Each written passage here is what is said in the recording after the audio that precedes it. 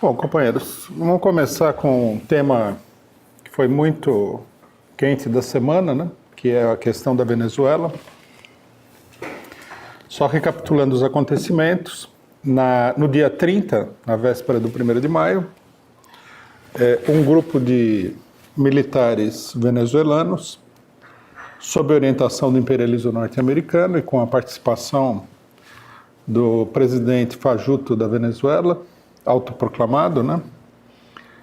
Juan Guaidó, eles libertaram, né, o principal chefe da extrema-direita venezuelana, Leopoldo López, fizeram um pronunciamento dizendo que estava em marcha uma rebelião generalizada das Forças Armadas venezuelanas, chamaram o povo a sair à rua e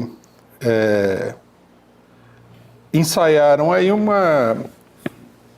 golpe de Estado, que seria um golpe militar, com a rebelião de oficiais das Forças Armadas, que terminou sendo, na verdade, um grande fiasco político, porque nem os militares se rebelaram, né? Os revoltosos aí haviam declarado que uma base aérea venezuelana havia se rebelado, né? Depois se revelou que essa base não havia se rebelado de forma nenhuma. Nenhuma das bases militares venezuelanas aderiu ao acontecimento, que mostra que o golpe não tinha efetivo apoio no meio dos militares venezuelanos, e também a população que saiu à rua são aqueles militantes treinados e pagos pelos norte-americanos, ou com dinheiro dos norte-americanos, que têm sido protagonistas de vários acontecimentos extremamente violentos na Venezuela, queimando pessoas, queimando sedes de partido, etc. e tal, né? Nesse mesmo episódio aqui, se produziram novos atos de violência extrema, né, da parte dessas pessoas, mas não houve nenhuma mobilização significativa, né? No dia seguinte, no 1º de maio, em oposição, né, imediatamente, quando ouviram falar do golpe, né, que parecia ter alguma veracidade, os militantes chavistas e uma parte da população cercou o Palácio de Miraflores para defender o governo, né, numa manifestação que era bem maior do que a manifestação antigovernamental, e tudo acabou com o Leopoldo López indo se abrigar na embaixada espanhola, primeiro na embaixada chilena, depois na embaixada espanhola, né? Todo mundo sabe que o governo da Espanha, inclusive a social-democracia espanhola, que nós vamos analisar na eleição, no ponto da eleição espanhola, são apoiadores do golpe na Venezuela de longuíssima data, né? Uma curiosidade aí é que o Leopoldo López pediu asilo ao governo espanhol e o governo espanhol falou que não pode conceder o asilo a ele estando na embaixada da Venezuela, na embaixada espanhola na Venezuela, porque, segundo a lei espanhola, o asilo só pode ser concedido se a pessoa estiver efetivamente no território espanhol. Então, nós temos aí um impasse que deve perdurar, né, da parte dessa crise. O governo venezuelano já pediu que os espanhóis entregassem o Leopoldo López, que foi condenado a 14 anos de prisão por vários atos de violência, embora, como a direita sempre tem como é que se diz?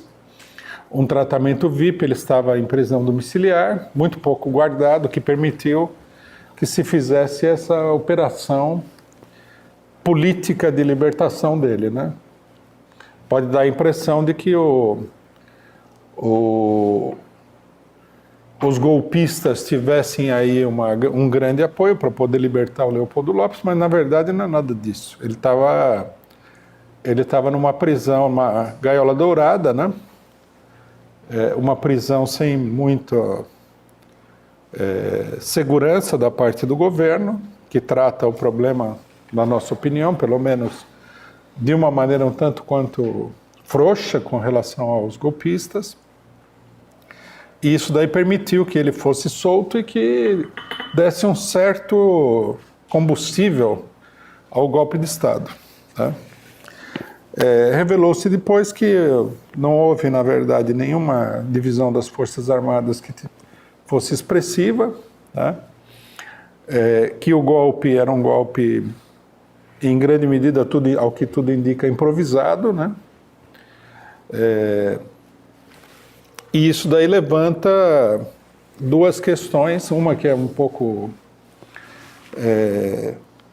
eu imagino que seja para várias pessoas um pouco um caso de perplexidade, porque todo mundo fica perguntando qual é o sentido, né, desses golpes fracassados dos norte-americanos, que são sistemáticos, parece que eles têm uma rotina de golpes fracassados. Toda hora eles anunciam que as Forças Armadas venezuelanas vão se dividir. A imprensa internacional faz um papel ridículo, repetindo essas bobagens, né? E no final das contas não acontece nada, né? Então, a grande pergunta é, será que os norte-americanos não têm informações seguras? Eles acham que vai haver uma rebelião nas Forças Armadas, mas avaliam mal o que eles consideram que é um descontentamento nas Forças Armadas venezuelanas e tudo mais, né? Fica essa dúvida, né? Pode ser que isso daí seja uma política de desgaste, mas também é uma política de desgaste da própria política norte-americana. Um dado que nós poderíamos levantar aqui é que, na verdade, a armação, a moldura política do golpe, que foi essa manobra também muito fracassada de escolher o Juan Guaidó como presidente da Venezuela, né, que o imperialismo escolheu como presidente da Venezuela, esteja se esgotando, e isso daí provoque ações desesperadas dos norte-americanos para evitar que toda essa etapa se encerre definitivamente. A impressão que nós temos, né, embora não tenhamos dados precisos da situação, é que a etapa já efetivamente se encerrou, né? Que a operação Juan Guaidó é uma operação praticamente esgotada, né?